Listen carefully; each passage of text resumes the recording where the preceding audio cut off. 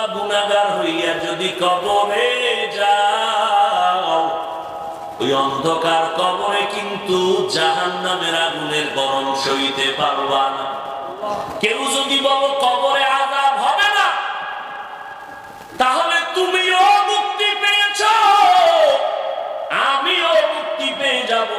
কিন্তু কবরে গিয়ে যদি দেখো বেনামাজির কবরে জাহান্নামের আগুন, ওই কবরে দুই পার্শ্বের মাটির চাপ, আর আযাব হবে দলিলের তো কোনো সীমানা নেই। মানুষ বিশ্বাস করে না বিদায় এই জমিনে মাওলা মাঝে মাঝে আযাব দেখায়। এই বাংলাদেশের মধ্যে নজির দেখা গেল, অনেক কবরের ভিতরে আগুন দেখা গেছে, ধোঁয়া দেখা গেল। আবার কত কবরে 30 বছর পর সাদা কাফন সহ তাজা লাশ পাওয়া গেল। যত লাশ তাজা পাওয়া গেল সব নামাজি ওয়ালাদের কবর, আর যত কবরে আযাব দেখা গেল সব হলো বেনামাজিদের কবর। ও যুবক, তোমার মতো যুবক স্কুল কলেজে পড়ে, 5 বেলার নামাজ পড়ে, আছে না নাই? তুমি পারো না কেন? মাওলার কাছে কি জবাব দিবা? তোমার মতো যুবক র‍্যাব, আর্মি, পুলিশ, বিডিআরের চাকরি করে, ব্যবসা করে, 1 টাকাও হারাম খায় না, দাড়ি কাটে না, নামাজ ছাড়ে না, ওই রাস্তায় গাড়ি চালায়, নামাজ পড়ে, তুমি কেন পারো না রে বাবা? আমার মাওলার কোরআন কি মিথ্যা মনে করছো? পারলে দাঁড়াইয়া একটা কোরআনের ভুল বলিয়া দাও, আমি এখন দাড়ি কেটে ফেলবো, প্যান্ট শার্টটাই লাগায় রাস্তায় নাচ গান করবো। ওরে কত বড় বড় বেঈমানেরা 1500 বছর পর্যন্ত অপচেষ্টা করলো কোরআনের ভুল বের করার জন্য। জবাব দাও যুবকেরা, কেউ পারছেনি। বরং বহু বিধর্মী মুসলমান হয়েছে, কানে বাবারা মুসলমান হয়ে গেল। ও আল্লাহর বান্দারা, একটু আবার তোমার জবান থেকে বলো, মাওলার কোরআন সত্য না মিথ্যা? কত পার্সেন্ট সত্য? ওই কোরআনে ভুল আছে নাই? বলো। ওই কোরআনের মধ্যে জান্নাতের বয়ান আসেনি? কথা বলেন না কেন? ওই কোরআনের মধ্যে জাহান্নামের বয়ান আসেনি? ওই আল্লাহর কোরআনে কে জান্নাতে যাবে, কে জাহান্নামে যাবে, তাও আমার আল্লাহ বলেছেন, ইন্নাল আবরারা লাফি নাঈম ওয়া ইন্নাল ফুজ্জারা লাফি জাহিম।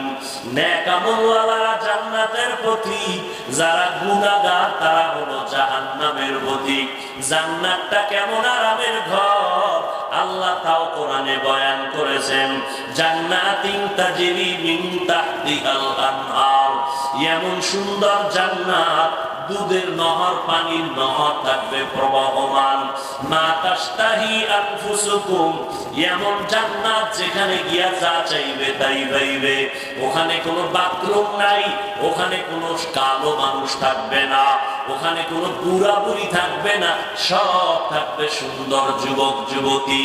ও আল্লাহর বান্দারা, আর যারা গুনাহ করবে এদের জন্য জাহান্নাম আল্লাহ বানায় রাখছেন। জাহান্নামটা কেমন ভয়ঙ্কর আমার আল্লাহ তাও কোরআনে বয়ান করেছেন। ওয়াইলুল লিকুল্লি হুমাযাতিল লুমাযা আল্লাযী জামাআ মালান ওয়া আদ্দাদা ইয়াহসাবু আন্না মালাহু আখলাদা কাল্লা লা ইউনবাযান্না ফিল হুতামা ওয়া মা আদরাকা মাল হুতামা নারুল্লাহিল মুকাদা। এরে আল্লাহর বান্দারা, দুনিয়াতে ফ্যানের বাতাস ছাড়া ঘুমাইতে পারো না, গরম। মশার জ্বালায় বান্দা তুমি মশারি টানায় ঘুমাও, মশার কারণে ঘুমাইতে পারো না। 1 নাম্বার দলিল, আল্লাহ কোরআনেই বলেছেন, উসজুদু লি আদম, এই ফেরেশতারা আদমের সিজদা কর। এটা ইবাদতের না, তাযীমান, সম্মানের সিজদা। কোরআনের আয়াত দিয়ে দলিল দিলাম একটা, আরো একটা নে কি, ইন্নী রাআইতু আহাদা আশারা কাওকাবান ওয়াশ-শামসা ওয়াল কমার রাআইতুহুম লি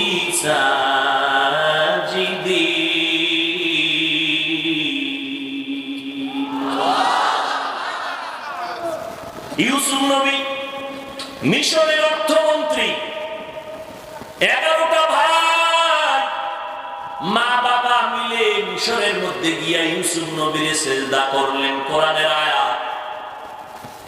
এটা ইবাদতের সিজদা না সম্মানের সিজদা। বুঝেননি কিছু? খেয়াল করেন। এবার এখন কি করবেন? আপনি দলিল তো টাটকা কোরআন থেকে 2টা মাইলে দিচ্ছে। এখন আপনি কি বলবেন? এবার আমার মতো মোল্লা তো বোবা হয়ে ছাড়া থাকার উপায় নেই।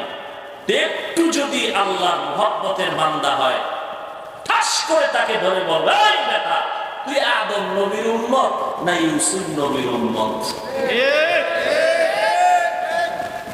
কেউ কইব আমি ইউসুফ নবীর উম্মত, কি বলবেন? আমি আখিরি নবীর উম্মত। এবার ভালো করে শোন, আখিরি নবীর উম্মত, একটু আমাকে জবাব দাও। হাজার লাখো মানুষ গোটা জমিনের মধ্যে আদম থেকে আজ পর্যন্ত, আজ থেকে কিয়ামত পর্যন্ত যত মানুষ আসবেন, একটু আপনারাও ভালো করে জেনে শুনে জবাব দিবেন। আমার নবী রাহমাতুল লিল আলামিন শ্রেষ্ঠ নবীর থেকে দামি কোন পীর, দামি কোন মুহাদ্দিস, মুফতি, মুফাসসির, দার্শনিক, দামি কোন বৈজ্ঞানিক জমিনের মধ্যে ছিল, আছে, আসবে নাকি? সবাই একমত? আমার নবীর থেকে দামি কোন পীর, কোন মুফতি নাই। ভালো করে বুঝো, আমার নবীর থেকে দামি কোন পীর সাহেব নাই। এখানে হাজারো লাখো মানুষ। একটু আল্লাহর মুহাব্বতে জবাব দেন। সম্মানের জন্য যদি আমি কাউকে সিজদা দেই, তাহলে আমার নবী পায় না? পায় না? ইতিহাস থেকে বের করো, আমার নবীর জীবনে কোনদিন কেউ সম্মান করতে গিয়ে সিজদা দিছে? নবীর মাজারের থেকে দামি কোন মাজার জমিনে আসেনি? নাই। ভাইরা আমার, ওই নবীর মাজার মদিনাতুল মুনাওয়ারা, ওই নবীর মাজারে গিয়া কেউ কেউ সিজদা দিছেনি? জোরে বলেন। অতএব আমার নবীর থেকে দামি কেউ নাই। যদি সম্মানের কারণে কেউ সিজদা পায়, আগে কপালের সিজদা মদিনাওয়ালাকে দাও, তারপরে অন্যকে দিও। আর যদি তোমার আকল বলে, বুদ্ধি বিবেক বলে দেয়, কোরআন হাদিস মতে মদিনার নবীর যদি না চলে, অন্য কেউ চালানো যাবে না। हकीकत से तो दुनिया बेखबर है, दुनिया की नुमाइश पर नजर है। नमी गोयम के आज दुनिया जुदा बाश, हर कारे के बाशी बा खुदा बाश। जिसने दुनिया आज खुदा गाफिल बुदरम ने कमाशु नकरा हो फरजिंदोजा। মাকে সম্মান করো, পীরকে সম্মান করো, আল্লাহওয়ালাকে সম্মান করো, উস্তাদকে সম্মান করো, বাধা নাই। তবে খবরদার, আমার নবীর থেকে বেশি সম্মান কাউকে করা যাবে। قال النبي صلى الله عليه وآله وسلم لا يؤمن أحدكم حتى أكون أحب إليه من والده وولده والناس أجمعين। পয়গম্বর বলেন, ও দুনিয়ার উম্মতের দল, আমি মুহাম্মদকে যদি তোমরা তোমাদের সন্তান, পরিবার থেকে, এমনকি জীবন থেকেও মুহাব্বত না করো, কোনো ঈমানদার হওয়া যাবে না। আল্লাহ তাআলা বলেন, ও নবী জানায় দেন কোরআনের আয়াত, যারা আমার সাথে মোলাকাত করতে চায় তাদের জন্য 2টা কর্মসূচি। নেক আমল করো, তবে সাবধান, নেতিবাচক পরামর্শ, শিরকের গুনাহ যেন না হয়। কারণ আমি আল্লাহ চাইলে সব গুনাহ সহসায় ক্ষমা দিব, কিন্তু শিরকের গুনাহ আমি আল্লাহ চাইলেই ক্ষমা দিব না। ইন্নাল্লাহা লা ইয়াগফিরু আন يشرك به ويغفر ما دون ذلك لمن يشاء ومن يشرك بالله فقد افترى إثما عظيما ومن يشرك بالله فقد ضل ضلالا بعيدا ومن يشرك بالله فقد حرم الله عليه الجنة আল্লাহ বলেন যারা শিরকের গুনাহে লিপ্ত হবে আমি আল্লাহ তাদের উপরে জান্নাত হারাম করে দিব। শিরক মানে কি? আল্লাহ কয়জন? একজন। আরো জোরে বলেন লাম ইয়ালিদ লাম ইউলাদ উলাইকাস ওয়ালিদ মাউলুদিরা উ খালেকাস। আল্লাহ এমন এক যার কোনো দুই নাই, যার সমান কেউ নাই, যার সহযোগী নাই, যার গুণের মতো কেউ গুণের মালিক নাই। যদি কেউ মনে করে আছে, মনে করার নাম শিরক। যারা মনে করবে তারা মুশরিক। মুশরিকদের জন্য কোরআন স্পষ্ট বলে জান্নাত হারাম। আল্লাহ যা পাবেন এই পাওনাটা আর একজনকে দেওয়া যাবে না, আল্লাহকেই দিতে হবে। ইবাদত আমার আল্লাহ পাবেন, এই জন্য তিনি আমাদের মাবুদ, আমরা হলাম তার বান্দা, তার আবুদ। খবরদার বান্দা নেক আমল করবা, তবে সাবধান আমলের মধ্যে যেন আল্লাহর সাথে অন্যকে অংশীদার বানানো না হয়। কারণ হাসরের ময়দানে আজকে ডানে বামে বন্ধুর অভাব নাই। হাসরের ময়দানে বন্ধু আপন যারা তারাও বন্ধু বলে পরিচয় দিবে না। ওই সময় আল্লাহ কয় শিরকের আমল নিয়ে যদি দাঁড়ায় যাও ফালা নুকিমু লাহুম ইয়াউমাল কিয়ামাতি ওয়াজনা, শিরক যুক্ত আমল আল্লাহ ওজনই করবেন না। আল্লাহ তাআলা আমাদের সবাইকে শিরক মুক্ত ঈমান আমলের তৌফিক দান করে।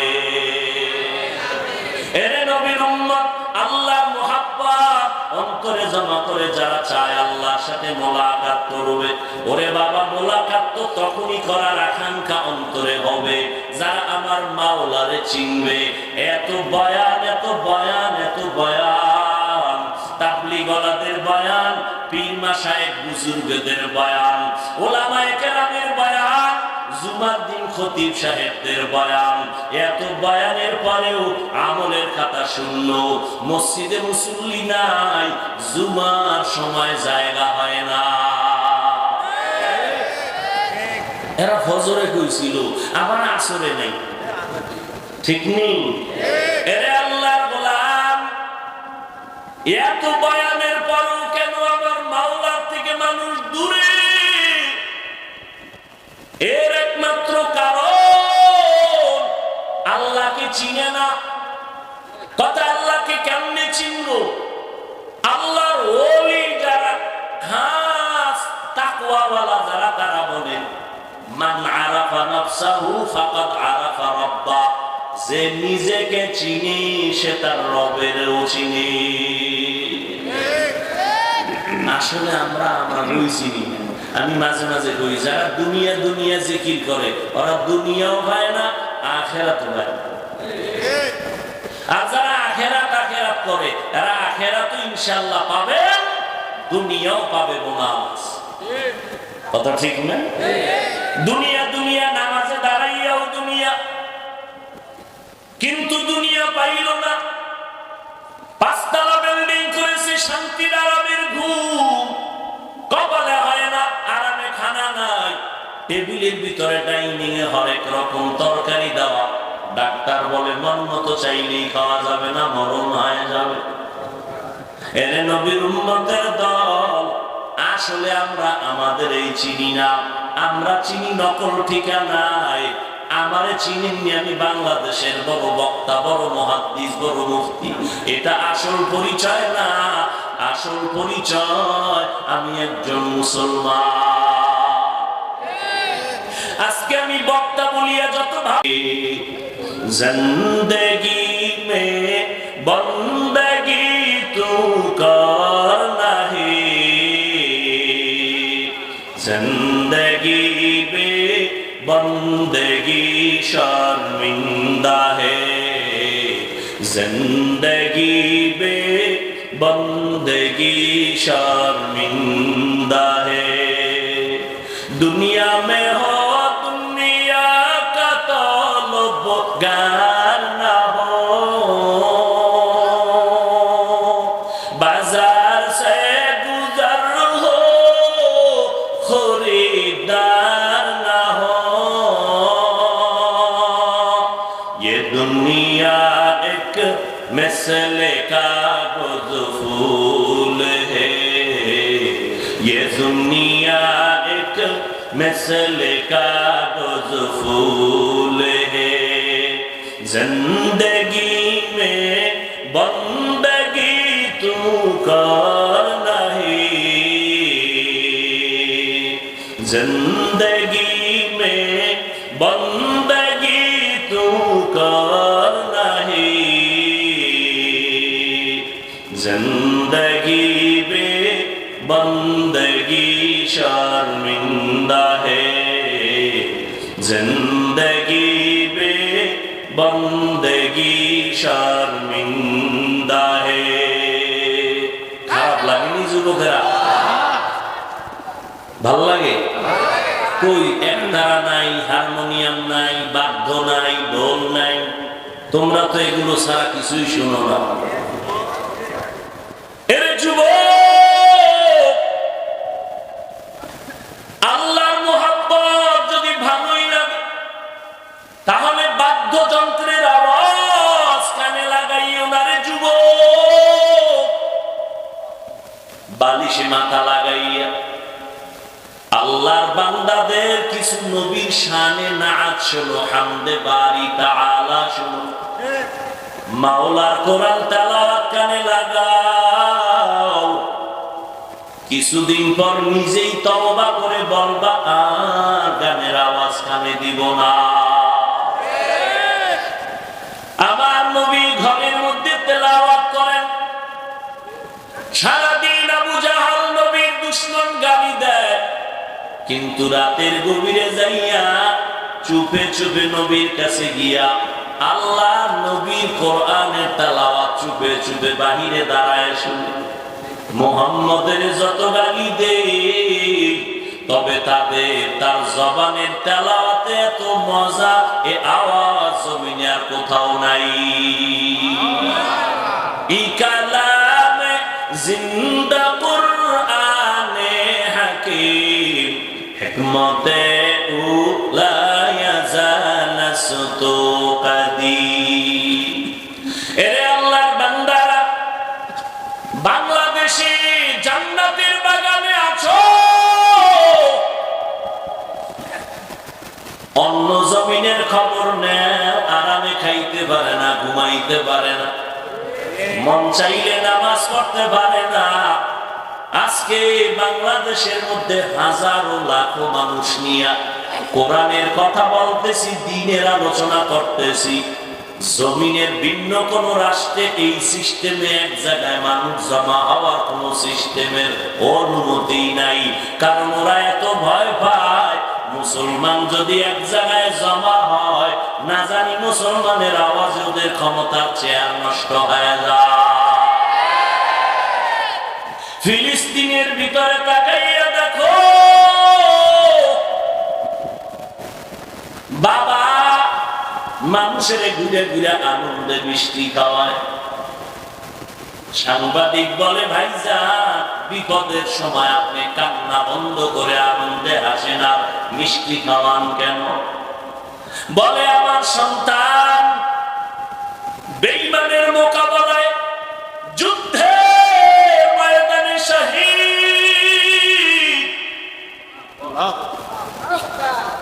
শাহাদাতের পেয়ালা পান করে বিনা হিসাবে জান্নাতে চলে গেছে। আমি আনন্দিত, আমিও রেডি হয়ে গেছি, এই পথেও আমি জান্নাতে যাব। ইয়াহুদ নাসারা সে পেরেশান হি মুমিন, হর ওয়াক্ত গুজরতে মুকাবালা মে ফিলিস্তিন। यहूद नसारा से परेशान ही मुमीन हर वक्त गुजरते मुकाबला में फिलिस्तीन बहते हैं खून आंखों से पानी हम तो बेखबर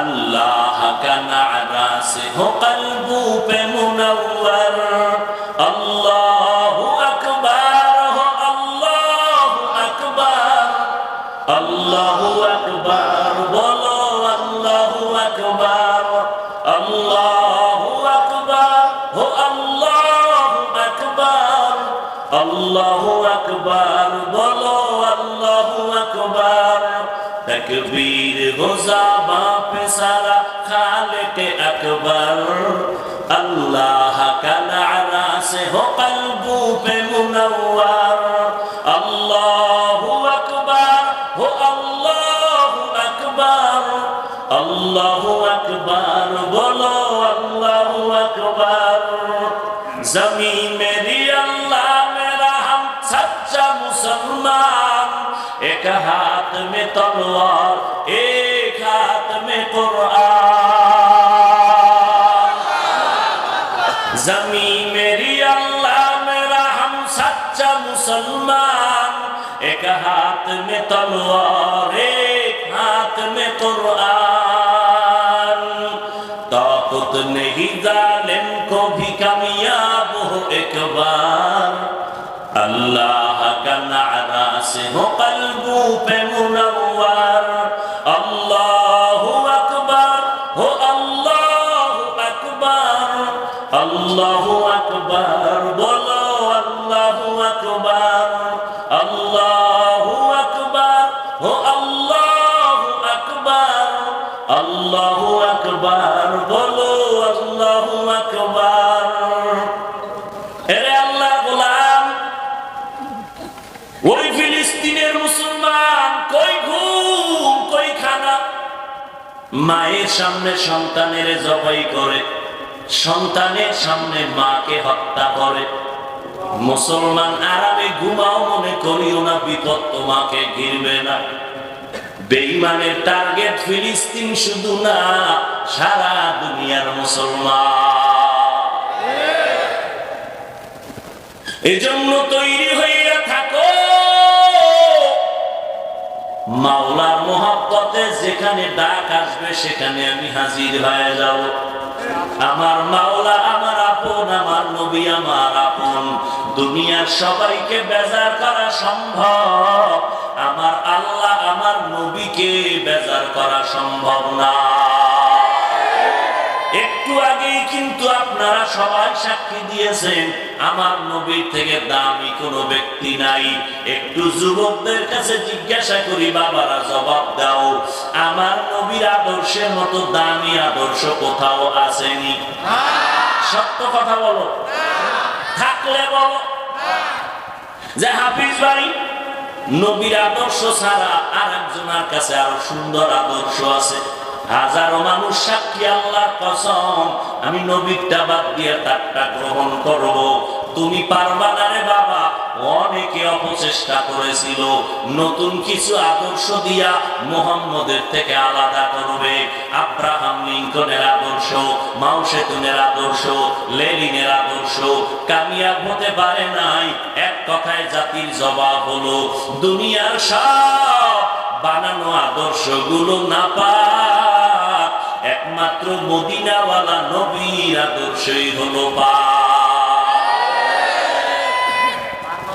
যুবকেরা বলো তো ওই নবীর আদর্শের ভিতরে নখ কাটার নিয়ম আসেনি যুবকেরা বলো আছে তুমি বেঈমানের পা চাটা গোলাম হইয়া কেন নখ কাটো কি স্বার্থ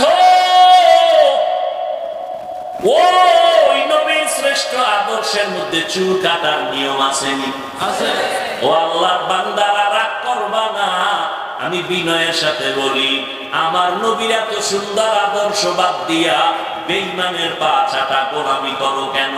স্বার্থ থাকলে বলো, আমিও যাব। একজনে দাঁড়াইয়া যদি বলতে পারো, হাফিজ ভাই, বেঈমানের লাইনে চুল কাটলে চেহারায় উজ্জ্বলতা বাড়ে, স্বাস্থ্য সুন্দর থাকে, যৌবন বাড়ে, একটা উপকারের কথা কও, আমিও সেই লাইনে যাব। পারবা? যদি না পারো, আমি তোমার কাছে বিনয়ের সাথে বলি, একটু বলো বাবা, পাও ধরলে তোমরা আমার নবীর আদর্শ মানবানি, তাহলে আমি নিচে নাইমা আসি, আমি তোমার পায়ে হাত দিয়া বলবো, আমার মাওলার কোরআন মিথ্যা মনে করবা না, আমার নবীর আদর্শ তুমি মিথ্যা মনে করবা না। তওবা করিয়া আমার মাওলার কাছে বলো, আল্লাহ, জীবনে যত ধোকায় পড়ে শয়তানের ধোকায় গুনাহ করেছি আর করব না, আমার নবীর আদর্শ দিয়া চ্যালেঞ্জ দেওয়ার মতো দুনিয়াতে কেউ গ্রহণ করার সাহস নাই, ভুলে গেছিলাম, আর কোনোদিন নবীর আদর্শ থেকে লাইন ছাড়া হব না। এ যুবক, সারাটা বছর বয়ান করি, আজকে মুসলমানের কেন বয়ান করব হিন্দুদের মন্দিরে গিয়া? বয়ানের দরকার ছিল খ্রিস্টানদের গির্জায় যাইয়া, কিন্তু মুসলমানের 12 মাস বয়ান করিয়াও খানার টাইম নাই, ঘুমের টাইম নাই। কারণটা কি রে বাবা? এর একমাত্র কারণ, আমার মাওলার মোহাব্বতের বয়ান তো করি, বয়ান করিয়া তো একবারও বলি নাই, ওই স্কুল কলেজের ছেলে মেয়েরা তোমরা স্কুল কলেজ বাদ দাও, একবারও জীবনে বলি নাই। আমি কওমি মাদ্রাসায় লেখাপড়া করেছি, তোমাদেরকে কখনো বলি নাই যুবকেরা কওমিতে না পড়লে গুনাহ হবে, পাঁচকল্লি টুপি মাথায় দিলাম, তুমি যদি এই টুপি মাথায় না দাও গুনাহ হবে, একবারও বলি নাই। আমি আহলে হক পীর মাশায়েখের লাইনে চলি।